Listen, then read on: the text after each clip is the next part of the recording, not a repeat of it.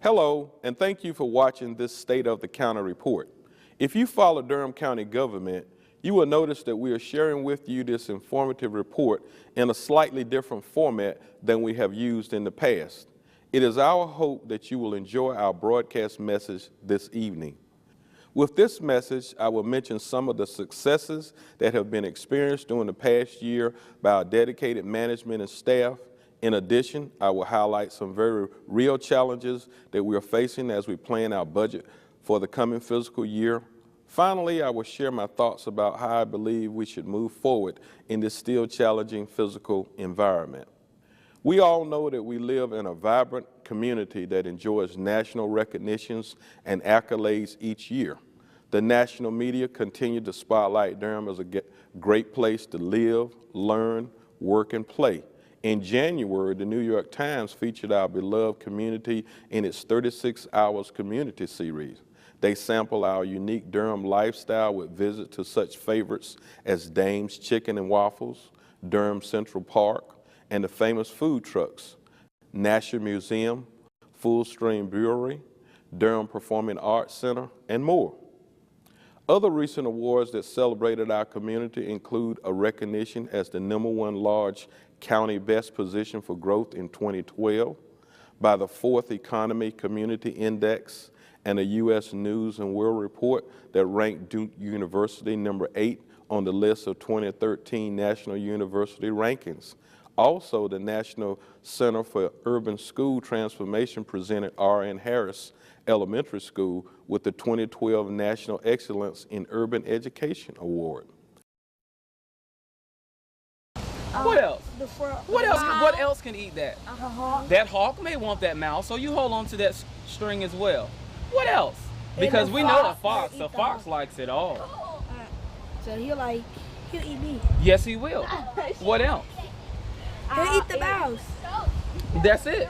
So it eats you, hold the string too. It also eats this. What else? And he'll probably eat the snake. He'll eat the snake too. Yeah, it will eat the snake. Okay. So do you guys see what we just created?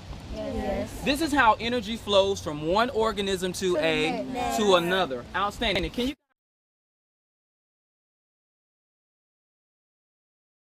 Certainly, this list only scratches the surface of our large and growing number of accolades. But more importantly, it clearly amplifies how others continue to discover what we have known for years.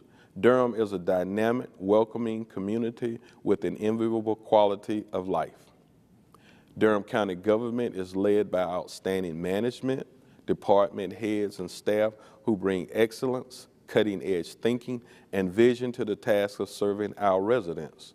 Durham County continued to attract new leaders in 2012, including Cora Wilson as our Human Resources Director, Lois Harvin Raven as our Veterans Services Director, and Michael Beckett, who was selected to lead the Department of Social Services.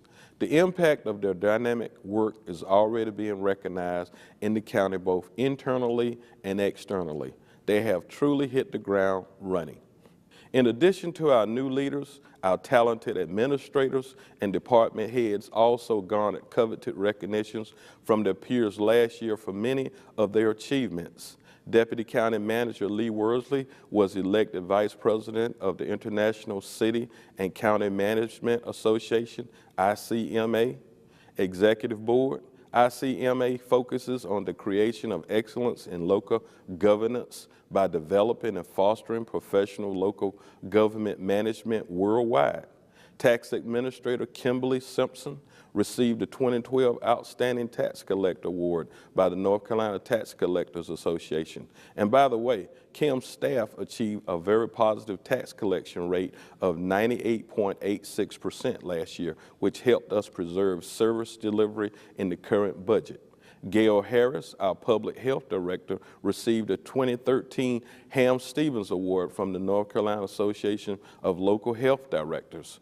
Ms. Harris was recognized for her leadership within NCALHD and for her 40 years of service to our community as a nurse, community volunteer, civic leader, and the County Public Health Director. One visible organizational change occurred last fall when Durham County government unveiled a new brand to better position the county for the future. This new graphic representation replaced the historic seal and now helps showcase the new direction of Durham County. Innovative, passionate, leading, accountable, proactive, and confident. I am sure you will see our new deco appear throughout the community on our new ambulance, our Sheriff's Dodge Charger, electric cars, our vans and trucks, and more. In collaboration with the new brand, our new Durham County website was also launched to enhance the experience of our users. Our new website contains updated tools for ease of use, modernized functionality and organization, and promotes a consistent and vibrant branding, conveying the real spirit of Durham County to the community and beyond. Be sure to visit our new site at www.dconc.gov. During the past year, Durham County continued to expand our physical locations with the completion of one of our most ambitious capital projects, the new 11-story courthouse and adjacent parking deck. The court system began operations in the new structure on February 11th by literally moving an entire court operation in one weekend. On March 10, the community gathered on the beautiful Sunday afternoon for the ceremonial ribbon cutting and formal dedication of the milestone building. 1, 2, 3.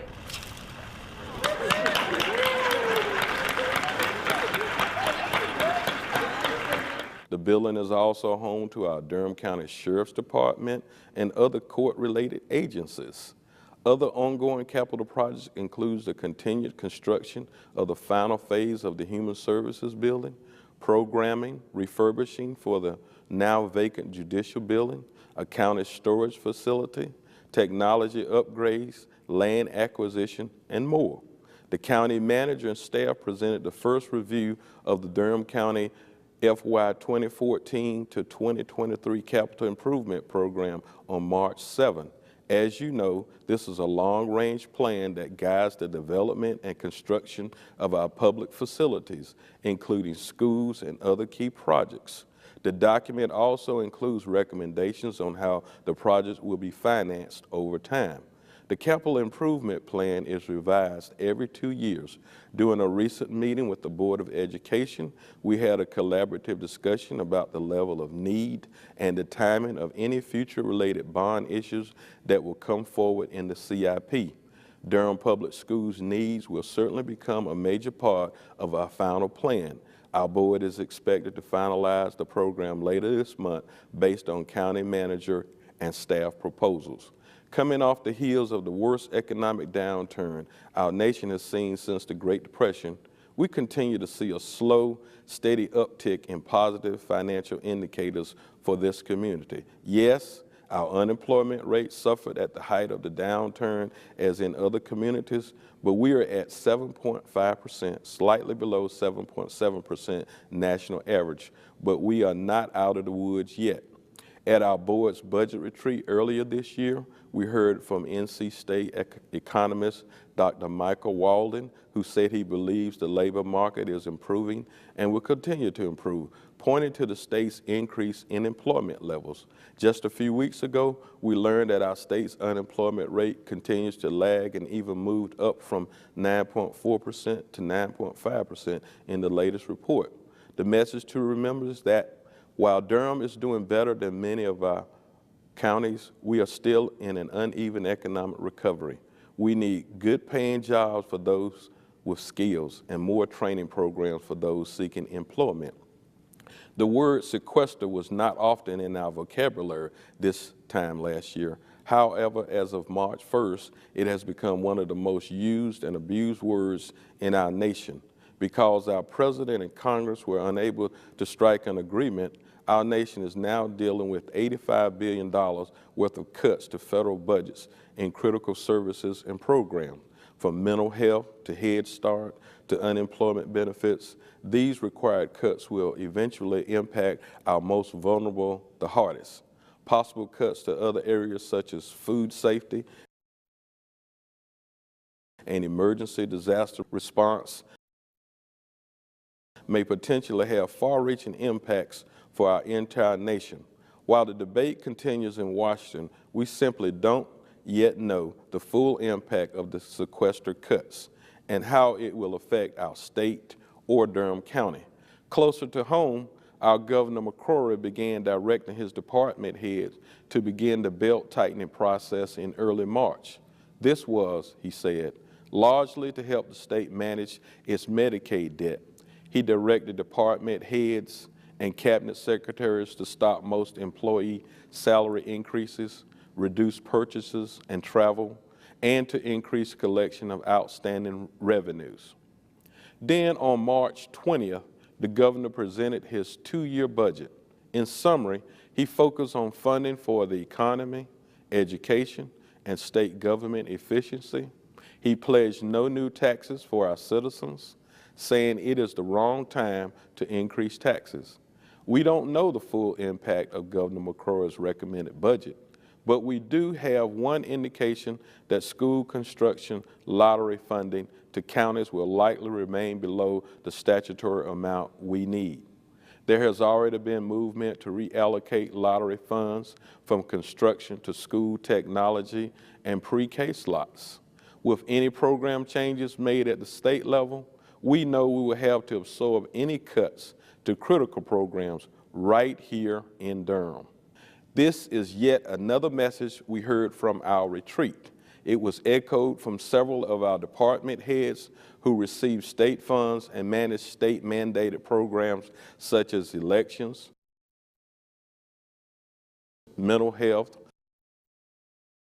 law enforcement, and public health.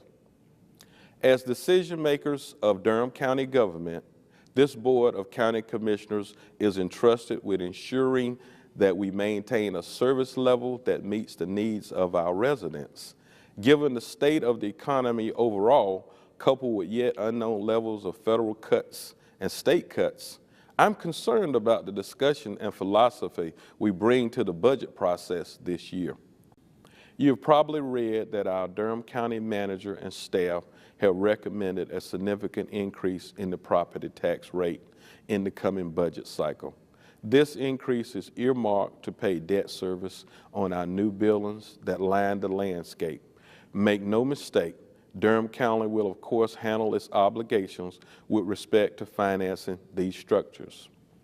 I will tell you that I am asking the county manager and staff to look internally for ways to cut the potential level of increase in the county's tax rate. I know that we are a financially well-managed county.